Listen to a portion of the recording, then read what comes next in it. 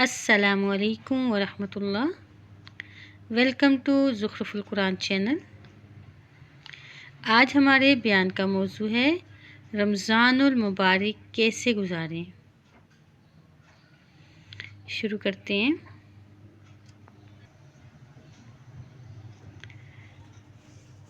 بسم اللہ الرحمن الرحیم۔ اللہ رب العزت قرآن پاک میں فرماتے ہیں یا ایہا الذین آمنوا کتب علیکم الصیام کما کتب علی الذین من قبلکم لعلکم تتقون۔ اے وہ لوگو جو ایمان لائے ہو، تم پر روزے فرض کیے گئے ہیں جس طرح تم سے پہلے لوگوں پر فرض کیے گئے تھے تاکہ تم پرہیزگار بن جاؤ۔ ماہ رمضان اللہ سبحانہ وتعالی کی رحمت، مغفرت اور عنایات بسائے آتا ہے۔ کوئی بھی مسلمان خالص توحید، ایمان، تقوی اور ایمان صالح کے ذریعے سے اس ماہ فوزان سے خیر کثیر حاصل کر سکتا ہے۔ یہ مہینہ وہ مبارک مہینہ ہے کہ جس کے اندر انسان کی نیکیوں کا اجر دگنا ہو جاتا ہے۔ رمضان المبارک کو کیسے گزارا جائے جس سے اللہ تعالیٰ کی پیش بہا عنایات کو سمیٹا جا سکے۔ آئیے قرآن اور حدیث کی روشنی میں رہنمائی حاصل کرتے ہیں۔ ابو ہریرہ رضی اللہ تعالیٰ عنہ سے روایت ہے کہ اللہ کے رسول صلی اللہ علیہ وآلہ وسلم نے فرمایا، جب رمضان آتا ہے تو جنت کے دروازے کھول دیے جاتے ہیں اور جہنم کے دروازے بند کر دیے جاتے ہیں اور شیاطین کو جکڑ لیا جاتا ہے۔ رمضان المبارک کی فرضیت کے بارے میں اللہ رب العزت نے سورہ بقرہ میں فرمایا یا ایہا الذین آمنوا کتب علیکم الصیام کما کتب علی الذین من قبلکم لعلکم تتقون۔ اے ایمان والو، تم پر روزے فرض کیے گئے ہیں جس طرح تم سے پہلے لوگوں پر فرض کیے گئے تھے تاکہ تم پرہیزگار بن جاؤ۔ مزید اللہ رب العزت فرماتے ہیں فَمَن شَهِدَ مِنکُمُ الشَّهْرَ فَلْیَصُمْهُ، جو اس مہینے کو پالے اس پر لازم ہے کہ اس ماہ کے روزے رکھے۔ روزہ ہر مسلمان عاقل، بالغ، صحت مند اور مقیم شخص پر فرض ہے۔ روزہ ہر مسلمان عاقل، بالغ، صحت مند اور مقیم شخص پر فرض ہے۔ روزے کی اہمیت کے بارے میں ابو ہریرہ رضی اللہ تعالیٰ عنہ سے روایت ہے کہ رسول اللہ صلی اللہ علیہ وآلہ وسلم نے فرمایا، اللہ تعالیٰ فرماتا ہے انسان کو ہر عمل کا مقرر کردہ ثواب ملے گا لیکن روزہ خاص میرے لیے ہے اور میں ہی اس کا بدلہ دوں گا۔ ایک اور جگہ ابو ہریرہ رضی اللہ تعالیٰ عنہ سے روایت ہے کہ رسول اللہ صلی اللہ علیہ وآلہ وسلم نے فرمایا، جس شخص نے ایمان کی حالت میں اور ثواب کی نیت سے رمضان کا روزہ رکھا تو اس کے پچھلے گناہ معاف کر دیے جاتے ہیں۔ سہل بن سعد الساعدی رضی اللہ تعالیٰ عنہ سے روایت ہے کہ رسول اللہ صلی اللہ علیہ وآلہ وسلم نے فرمایا، جنت کا ایک دروازہ ہے جسے الریحان کہا جاتا ہے، قیامت کے دن اس دروازے سے صرف روزے دار ہی داخل ہوں گے۔ پکارا جائے گا روزے دار کہاں ہیں؟ وہ کھڑے ہو جائیں گے، ان کے سوا دوسرا اندر داخل نہیں ہوگا۔ جب یہ لوگ داخل ہو جائیں گے تو دروازہ بند کر دیا جائے گا، پھر اس کے اندر کوئی داخل نہ ہوگا۔ ریحان کا مطلب ہے خوب سیراب کرنے کے، یعنی دروازہ، ایسا دروازہ کہ جس سے روزے دار کو جب گزارا جائے گا تو اسے کبھی پیاس نہ لگے گی، اس کی پیاس ہمیشہ کے لیے بجھ جائے گی۔ روزے کا مقصد کیا ہے؟ روزے کا بنیادی مقصد اللہ کا تقوی اور پرہیزگاری اختیار کرنا ہے، جسے اللہ تعالیٰ نے قرآن پاک میں بیان فرمایا کہ لعلکم تتقون، تاکہ تم پرہیزگار بن جاؤ۔ روزے کا اصل مقصد تقوی اختیار کرنا، اللہ کے قریب ہونا، اللہ سے ڈرنا۔ یہاں تقوی کا مفہوم بھی ذہن نشین رہنا چاہیے کہ معلوم ہو کہ تقوی کے لفظ میں کتنی جامعیت ہے۔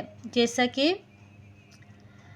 شریعت میں تقوی سے مراد نفس کو ایسی چیزوں سے بچانا جس سے انسان گناہ گار ہو جائے، یعنی منع کردہ کاموں کو چھوڑنا، اور بعض دفعہ تقوی کی تکمیل کے لیے متشابہ چیزوں کو بھی چھوڑنا چاہیے۔ رسول اللہ صلی اللہ علیہ وآلہ وسلم نے فرمایا، رمضان میں ہر رات ایک پکارنے والا پکارتا ہے، اے بھلائی کے چاہنے والے آگے بڑھ، اور اے برائی کے طالب رک جا۔ ماہ رمضان، ماہ قرآن۔ اللہ رب العزت قرآن پاک میں فرماتے ہیں، شہر رمضان الذی انزل فیہ القرآن ھدی للناس وبینات من الھدی والفرقان۔ ترجمہ: رمضان وہ مہینہ ہے جس میں قرآن نازل کیا گیا، جو لوگوں کے لیے ہدایت کی نشانیاں اور حق و باطل میں فرق کرنے والا ہے۔ قرآن کریم رمضان المبارک میں نازل کیا گیا، اس لحاظ سے ماہ رمضان در حقیقت ماہ قرآن ہے، لہٰذا اس میں قرآن کریم کی کثرت سے تلاوت کرنا باعث اجر و ثواب اور قیامت کے دن شفاعت کا ذریعہ ہے۔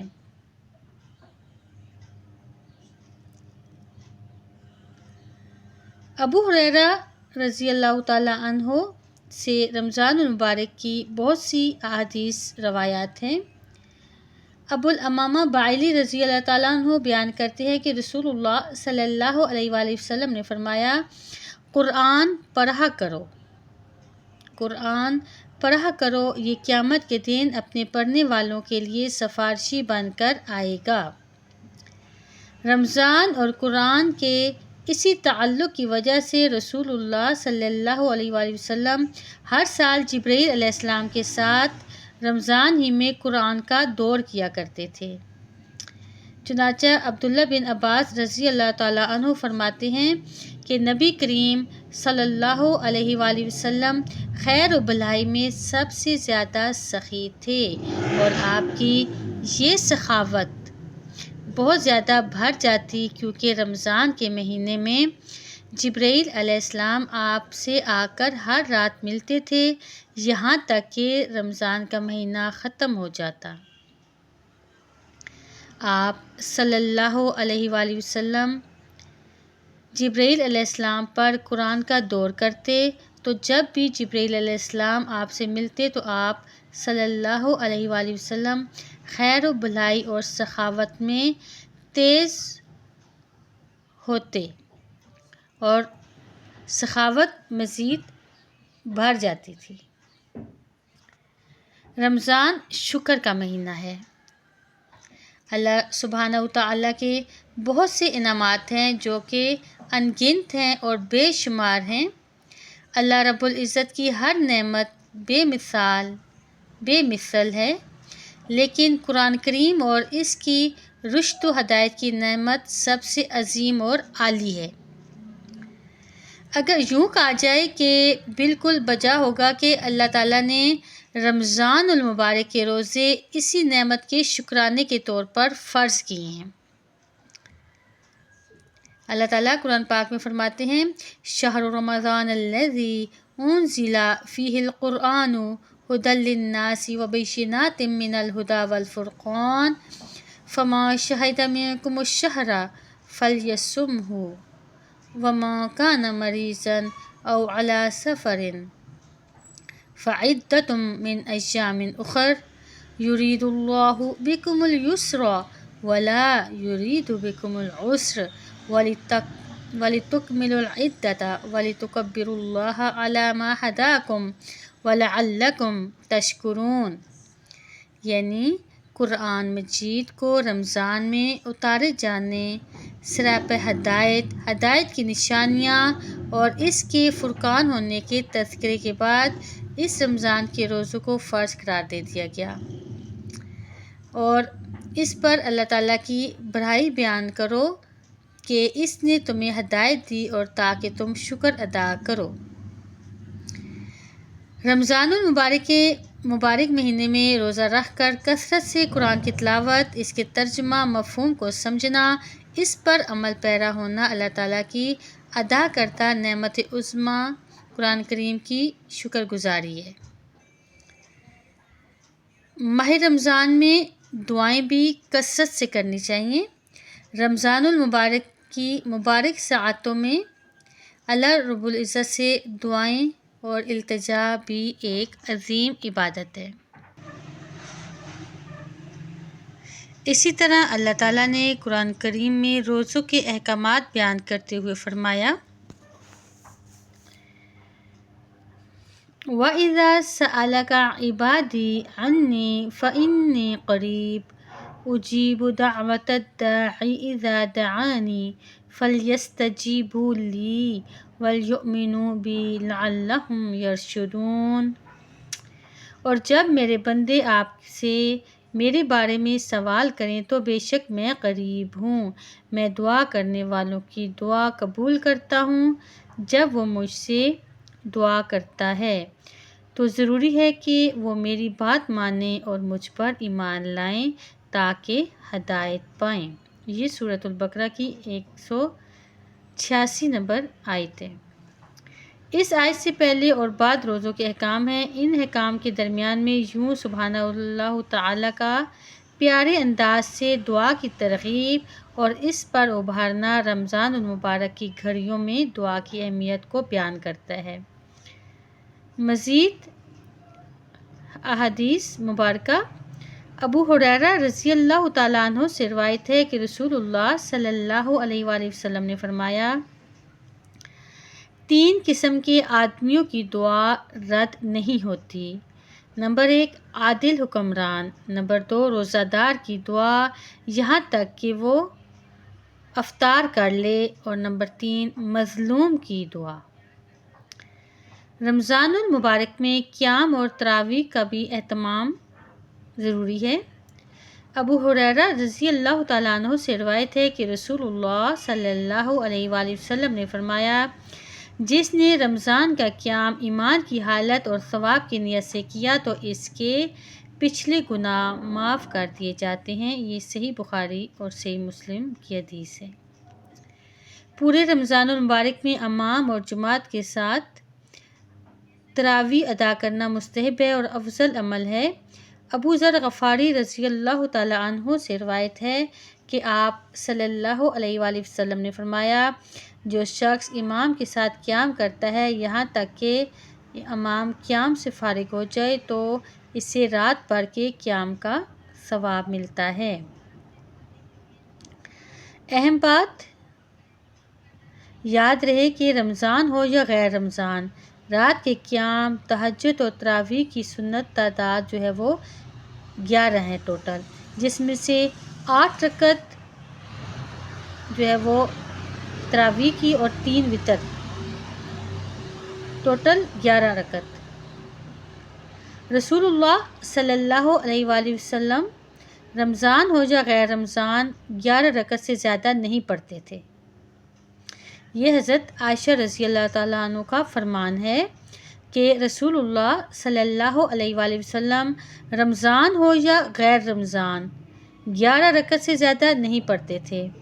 یہی وجہ ہے کہ خلیفۃ الراشدین میں سے حضرت عمر بن خطاب رضی اللہ تعالیٰ عنہ نے اپنے دور خلافت میں سیدنا تمیم داری اور ابی بن کعب رضی اللہ تعالیٰ عنہ کو باجماعت 11 رکعت تراویح پڑھانے کا حکم دیا، جو صحیح سند سے ثابت ہے۔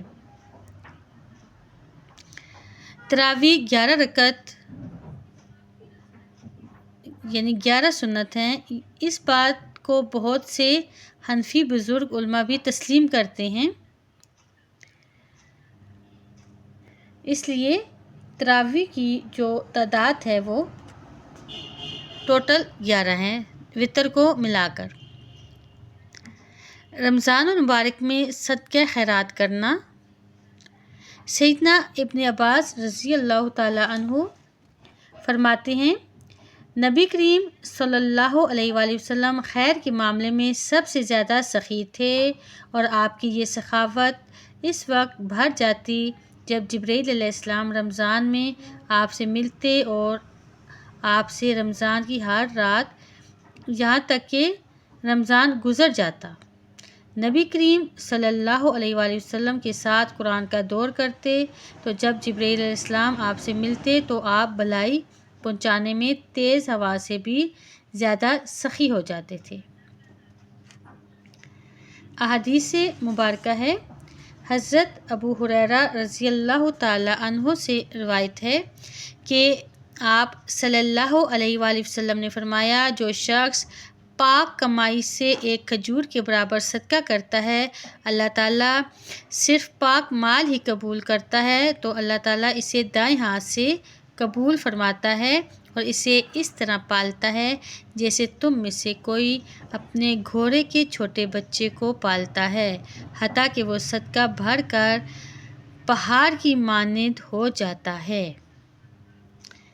رمضان المبارک میں عمرہ کی شہادت۔ رمضان المبارک میں عمرہ کی شہادت بڑے اجر و ثواب کا باعث ہے، جیسا کہ ابن عباس رضی اللہ تعالیٰ عنہ سے روایت ہے کہ رسول اللہ صلی اللہ علیہ وآلہ وسلم نے فرمایا، بے شک رمضان میں عمرہ کرنا حج کے برابر ہے۔ اللہ تعالیٰ قرآن پاک میں فرماتے ہیں،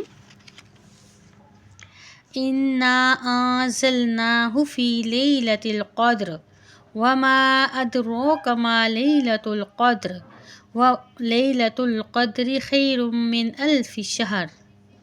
ترجمہ، ہم نے اس قرآن کو قدر کی رات میں نازل کیا، اور تمہیں کس نے معلوم کروایا کہ قدر کی رات کیا ہے؟ قدر کی رات 1000 مہینوں سے بہتر ہے۔ احادیث مبارکہ ہے، جس نے ایمان کی حالت میں اور ثواب کی نیت سے لیلۃ القدر کا قیام کیا تو اس کے سابقہ گناہ معاف کر دیے جاتے ہیں۔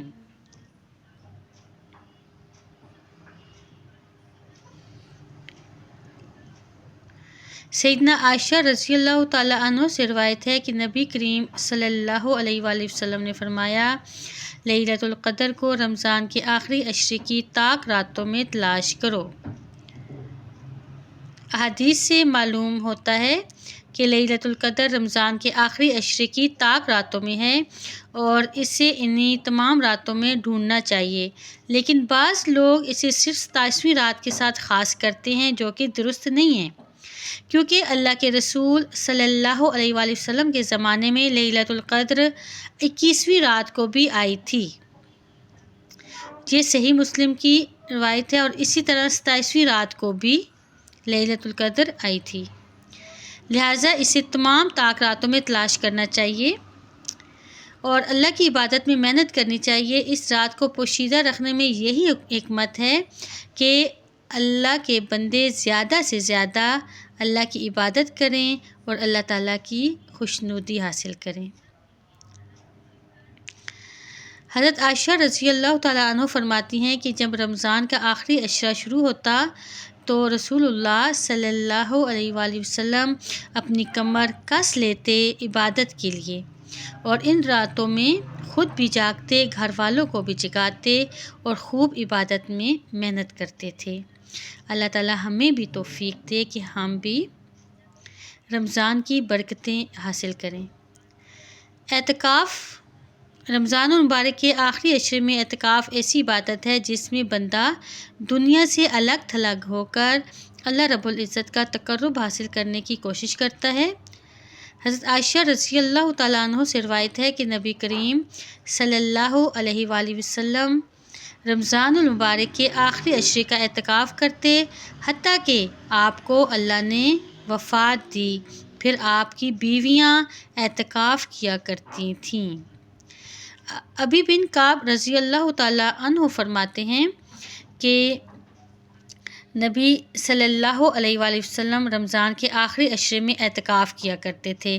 ایک سال آپ اعتکاف نہ بیٹھ سکے تو آئندہ سال آپ نے 20 راتیں جو ہے وہ اعتکاف کیا۔ بہت اہم بات کہ بعض لوگ کہتے ہیں کہ عورتیں مسجد میں اعتکاف نہیں بیٹھ سکتی بلکہ گھر میں بیٹھیں گی، تو عرض ہے کہ ان کی یہ بات درست نہیں ہے، کیونکہ قرآن و حدیث میں اس کے برعکس ثابت ہے۔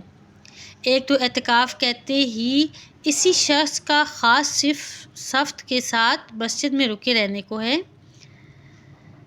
اس لیے اعتکاف جو ہے وہ عورتوں کا بھی مسجد میں بیٹھنا ضروری ہے۔ قرآن کریم میں بھی اعتکاف کا مسجد میں ہونے کا ثبوت ملتا ہے۔ اللہ تعالیٰ قرآن پاک میں فرماتے ہیں وَلَا تُبَاشِرُوهُنَّ وَأَنْتُمْ عَاكِفُونَ فِي الْمَسَاجِدِ، اور تم عورتوں سے مباشرت نہ کرو اس حال میں کہ تم مسجدوں میں اعتکاف کرنے والے ہو۔ احادیث میں بھی عورتوں کا مسجد میں اعتکاف بیٹھنے کا تذکرہ موجود ہے۔ کوئی ایسی حدیث نہیں جو عورت کے گھر میں اعتکاف کرنے کو ثابت کرتی ہو، لہٰذا اگر مسجد میں پردے کا مناسب بندوبست ہو تو خاتون اپنے سرپرست والد یا خاوند سے اجازت لے کر مسجد ہی میں اعتکاف کرے گی۔ صدقہ فطر رمضان المبارک کے آخر میں تمام مسلمانوں پر صدقہ فطر دینا جو ہے وہ فرض ہے۔ رسول اللہ صلی اللہ علیہ وآلہ وسلم نے غلام، آزاد، مرد، عورت، چھوٹے بڑے سب مسلمانوں پر صدقہ فطر کھجور یا جو کا ایک سا فرض کیا اور حکم دیا کہ اسے لوگوں کے نماز عید کے نکلنے سے پہلے ادا کیا جائے۔ سا کیا ہے؟ سا ماپنے کا ایک آلہ ہے، چنانچہ علاقے میں جو چیز بطور خوراک کھائی جاتی ہو جیسے گندم، چاول، جو، کھجور وغیرہ، تو بہتر ہے یہ صدقہ انہی چیزوں میں سے دیا جائے۔ صدقہ فطر کی ادائیگی نماز سے پہلے ضروری ہے۔ صحابہ اکرام عید الفطر سے 1-2 دن پہلے ادا کر دیا کرتے تھے، یہ صحیح بخاری کی حدیث ہے۔ صدقہ فطر کے فرض ہونے کی حکمت بیان کرتے ہوئے عبداللہ بن عباس فرماتے ہیں کہ آپ صلی اللہ علیہ وآلہ وسلم نے روزے دار کو روزے کی حالت میں ہونے والی لغو اور بیہودہ باتوں کے گناہ سے پاک کرنے کے لیے اور مساکینوں کو کھانا کھلانے کے لیے فرض کیا گیا ہے، اور جس نے اسے عید سے پہلے ادا کیا اس کا صدقہ قبول ہوگا، اور جس نے عید کی نماز کے بعد ادا کیا وہ عام صدقات کی طرح صدقہ ہوگا۔ اس لیے عید کی نماز سے پہلے صدقہ فطر دینا ضروری ہے۔ رمضان المبارک سے محرومی کے بارے میں ابو ہریرہ رضی اللہ تعالیٰ عنہ سے روایت ہے کہ آپ صلی اللہ علیہ وآلہ وسلم نے فرمایا اس شخص کا ناک خاک آلود ہو جس کی زندگی میں رمضان آیا پھر وہ بخشش سے محروم رہا۔ ایک اور حدیث ہے جس شخص نے جھوٹ بولنا اور اس پر عمل کرنا نہ چھوڑا تو اللہ تعالیٰ کو کوئی حاجت نہیں کہ یہ شخص اپنا کھانا پینا چھوڑ دے، یعنی رمضان روزے کی حالت میں کسی طرح کا بھی جھوٹ، غیبت، گالی گلوچ جو ہے وہ روزے کو جو ہے وہ کمزور کر دیتا ہے، روزہ قبول نہیں ہوتا، اس کا اجر نہیں ملتا۔ بعض روزے دار ایسے ہوتے ہیں جنہیں روزے سے بھوک کے سوا کچھ نہیں ملتا، اور بعض قیام اللیل کرنے والوں کو بیداری کے سوا کچھ نہیں ملتا، کیونکہ ان کے اعمال میں کچھ ایسے گناہ شامل ہو جاتے ہیں کہ جو اعمال کو قبول کرنے سے روکتے ہیں۔ ہم نیکیوں کے اس موسم بہار میں کتاب و سنت کو مد نظر رکھتے ہوئے حد الوسع اپنے رب کو راضی کرنے کی کوشش کریں۔ تلاوت قرآن کریم، اذکار، دعائیں اور نوافل کے ذریعے سے خوب اجر و ثواب سمیٹیں تاکہ دنیا آخرت کی کامیابی ہمارا مقدر بن جائے۔ اس ماہ رحمت میں ہم اعمال صالحہ پر اس طرح کاربند ہو جائیں کہ یہ سلسلہ پورا سال جاری رہے، صرف رمضان کے مبارک مہینے میں ہی نہیں بلکہ ہمارا نیکیوں کا جو سلسلہ ہو وہ پورا سال جاری رہے۔ افطاری کی دعا: ذهب الظمأ وابتلت العروق ثبت الاجر ان شاء اللہ۔ ترجمہ: پیاس بجھ گئی اور رگیں تر ہو گئیں اور اگر اللہ نے چاہا تو اجر ثابت ہو گیا۔ روزہ کھولتے ہی یہ دعا پڑھنی چاہیے۔ سحری کے وقت بعض لوگ یہ دعا پڑھتے ہیں وَبِصَوْمِ غَدٍ نَوَیْتُ مِن شَہْرِ رمضان، حالانکہ یہ دعا قرآن و حدیث سے ثابت نہیں ہے، یہ من گھڑت ہے، یہ دعا خود ساختہ ہے۔ افطاری کرتے وقت یہ دعا پڑھیں: اللہم لک صمت وعلی رزقک افطرت۔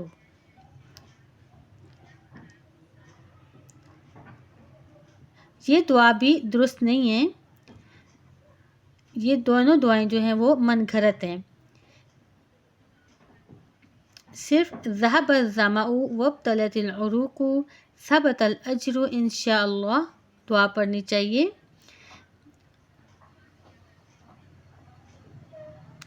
سحری تاخیر سے کھانا اور غروب آفتاب کے بعد افطاری جلدی کرنا مستحب ہے، یعنی کہ اپنے وقت پر اور سحری تاخیر سے کھانا اور غروب آفتاب کے بعد افطاری کرنا مستحب ہے۔ اللہ تعالی ہمیں عمل کی توفیق دے۔ اللہم صلی علی محمد وعلی آل محمد کما صلیت علی ابراہیم وعلی آل ابراہیم انک حمید مجید۔ اللہم بارک علی محمد وعلی آل محمد کما بارکت علی ابراہیم وعلی آل ابراہیم انک حمید مجید۔ ربنا تقبل منا انک انت السمیع العلیم وتب علینا انک انت التواب الرحیم۔ السلام علیکم ورحمۃ اللہ۔